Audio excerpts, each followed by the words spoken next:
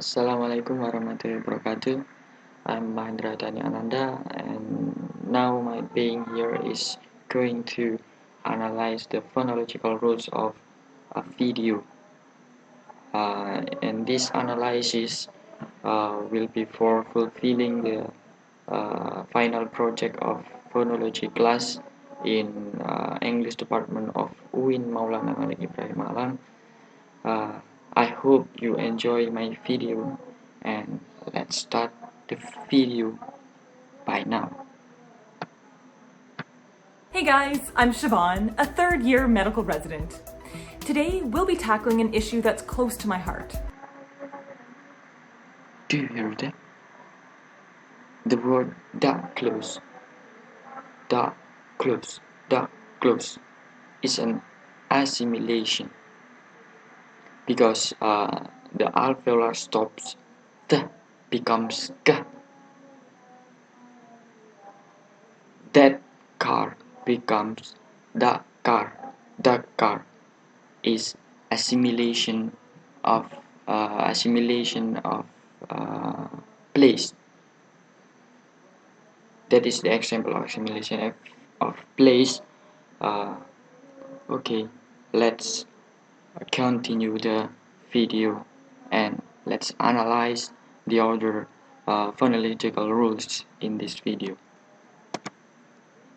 And that's healthcare providers who have contracted COVID. Do you hear the word contracted? Contracted is the rah in the middle of the word contracted is assimilated because it is produce the original sounds of the rah. Contracted. Okay, let's move on. COVID-19. Out of all the patients, 10 to 15% of them are healthcare workers. So, are we just not protecting ourselves properly? We're going to tackle this question head on, and I've invited Dr. Rishi Desai, the former Epidemic Intelligence Officer for the CDC and infectious disease doctor, to give his opinion. You may recognize him from the viral video when he was on Fox News.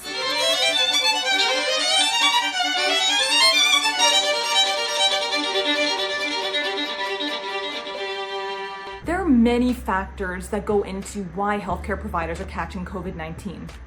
One of the most important ones is how much virus the person is exposed to. Exposed to.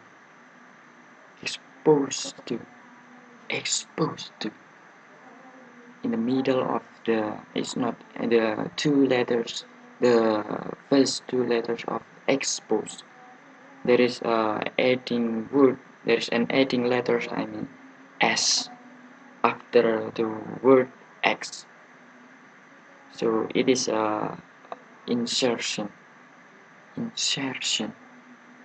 Okay, let's move on. So your body has natural defense mechanisms, and if you're exposed to a small amount of virus, you have a better chance of fighting off that infection. Let's see what Dr. Desai had to say about this. In general, especially younger, healthier healthcare workers in general, shouldn't be getting sick at these levels, but they're around people that are very sick, are literally, in some cases, coughing in their face, and they're getting repeated inoculums. So Inoculants is there is a letters that's disappear. The first in the initial letters of inoculants. So it the man say that inoculants, the e letters is disappear. That is deletion. I might get a high inoculum from person A, a medium from person B, another high one from person C. By the end of the day, I've had maybe 10 inoculums. So that night, Do you hear that? That night. Okay, I will replay. Of the day, I've had maybe 10 inoculums. So that night, there is a change. The original sounds of letters t become n, become n, because the next letters is n. So then next, it is articulation. It is an assimilation of manner. It is an assimilation of manner. The t become n. Then night. It is assimilation of manner. Okay, let's move on. I'm dealing with something that's far different than the casual grocery store visitor who might have wiped an apple and caught a little bit of virus off that apple because 2 days ago someone coughed on it. It's a totally different ball of wax.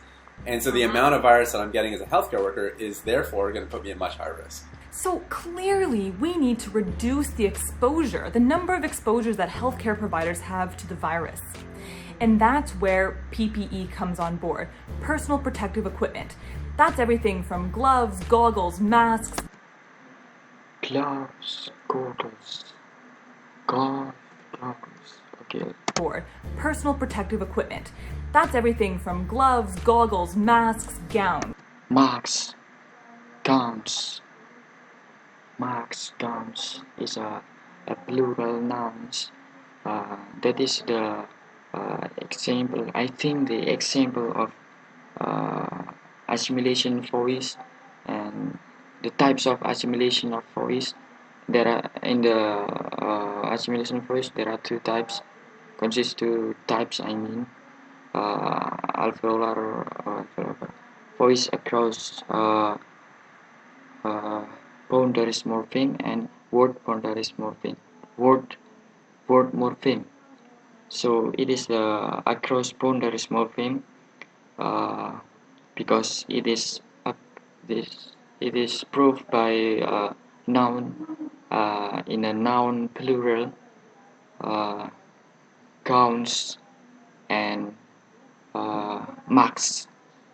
So the first is in the word of gowns, the sh after n is preceded by a voiced non-sibilant. So it is pronounced as z, z. And then in the second example is s, I mean sh, in the word of max. So the previous letters after sh is k. So it is preceded by a voice. So it is pronounced as s, not z. So it is pronounced max and gowns. Okay, let's replay to give you more understand the girl said. Personal protective equipment. That's everything from gloves, goggles, masks, gowns. It's what Gowns. It is clearly the she said z, no sh. Okay, let's move on.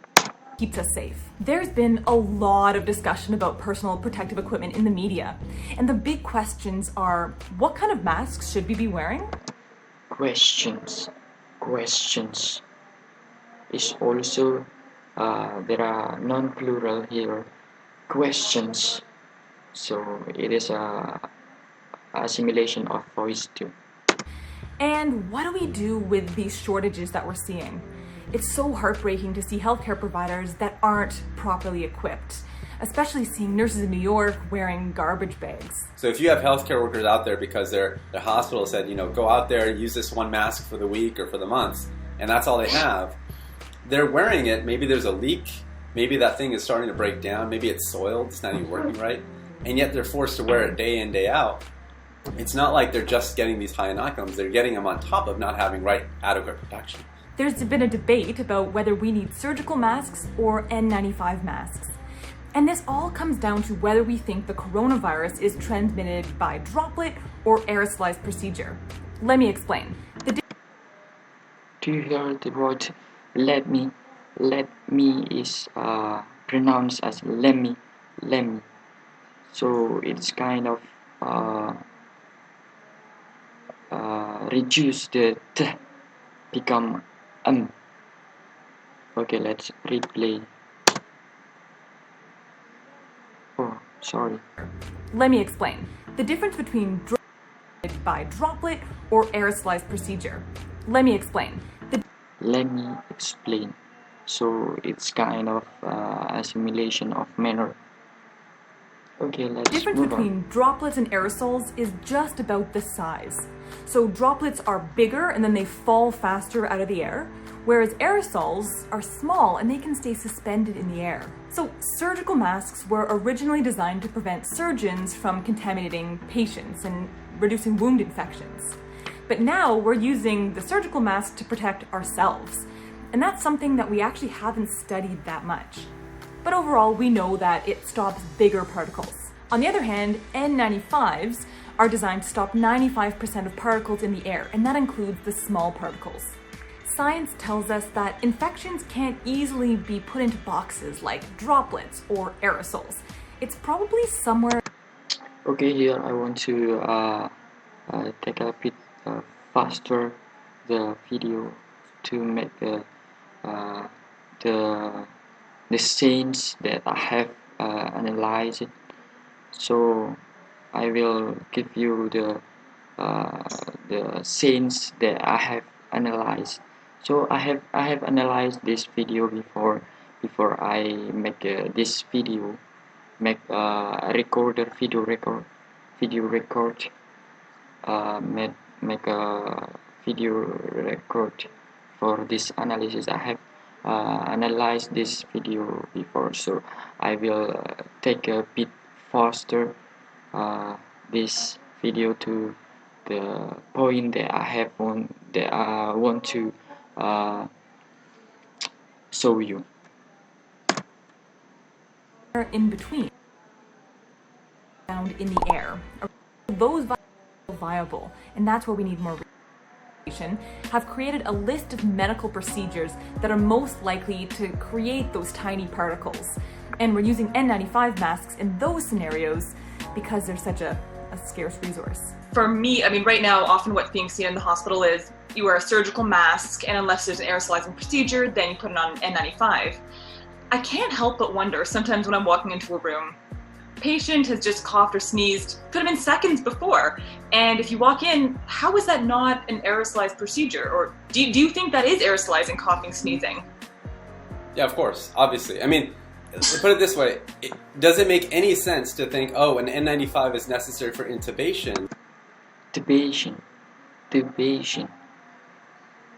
So the man reduce or delete the E letter in the word of intubation. So he didn't say the intubation, but intubation. So let's reply to prove it. This way, does it make any sense to think, oh, an N95 is necessary for intubation, but if someone is coughing and intubation. Okay, let's sneezing 1 minute before you enter, and maybe you don't even know that. In fact, they've been coughing and sneezing for the last hour, and before they were in that room, 10 other patients were in that room coughing and sneezing, that you can walk in there and think a surgical mask is sufficient. It's absolutely not. It's a joke. And so I think we absolutely need N95 masks at all times for healthcare professionals that are working with COVID-19 patients. Their lives are at risk, and it's just an absolute tragedy that we don't have that as a mandate. What a great discussion. I mean, the reality is we face these types of decisions every single day, not just during a pandemic, and definitely not just in healthcare. I wish that every single person in this world had the opportunity to go to university, but that's not the case. I wish that we all had a personal trainer and a chef so personal trainer. Personal trainer. There is a deletion in this word. The personal, the last word, the last letter of personal, the last two letters of personal, A and L is deleted. So I will replay to prove it. But that's not the case. I wish that we all had a personal trainer and a chef so that we could. She said that personal trainer, not personal trainer. Okay, that is deletion. Make a difference in the rates of obesity. But we know those resources aren't there. So every day we're making decisions based on limited resources. And I'm hoping that out of this pandemic, we can start thinking about resources and which ones we never ever want to compromise on. Another way the virus is probably spreading is through asymptomatic carriers. So people who have the virus but who have no symptoms and have no idea. I mean, could be me, I wouldn't know. That you can actually spread it asymptomatically. In fact, one of the things that has become very evident with COVID-19 is that you can spread it through conversation. You don't need to cough on someone, you can just talk to someone. And that it kind of goes through your airways and gets out into the space. We also know that you touch your nose and your mouth, and if it's there, now I touch stuff, that I'm getting it on objects. Even though I'm not coughing, I'm actually getting it there with my hands. This is likely why many hospitals are moving toward universal masking, so everyone's wearing a surgical mask. In the hospital where I work, when you get there in the morning, you're given a little paper bag and there are 2 surgical masks inside it and coronavirus. They took patients who were sick with coronavirus and they just had them sit there and breathe. They weren't coughing, they weren't talking, and it turned out that they were spreading droplets and aerosols around them. They took the same patients, put on a surgical mask, and those patients did not spread the virus. But again, they weren't coughing. Another virus was escaping the mask and still getting into the air. Masks. Physical distancing. Okay, we know that it's working. We're seeing that the curve is flattening in many parts of the world. You hear the word flattening. Okay, we know that it's working. We're seeing that the curve is flattening in many parts of the world. Flattening. So this is a deletion in which reduce the word or the letters E in the middle of the word, flattening. So the original word is there is a letter E after the T letter, so it is reduced, flattening. Okay, we know that it's working. We're seeing that the curve is flattening in many parts of the world. But it's really hard to do in the hospital. I want to say, like, even in the hospitals, it's hard to have social distancing. I don't know if you've had the same experience, but, you're at a nursing station and you've got to reach for things. It's almost impossible. You try to wait your turn, but you'll never get anything done. And people have to talk to each other, consult each other. It's been a real challenge in the last couple of weeks, personally, anyway. So I wonder if that... I totally agree. Distancing in a hospital is a joke. I mean, it's... So do you hear the word totally? I wonder if that... I totally agree. Distancing in a hospital... Totally.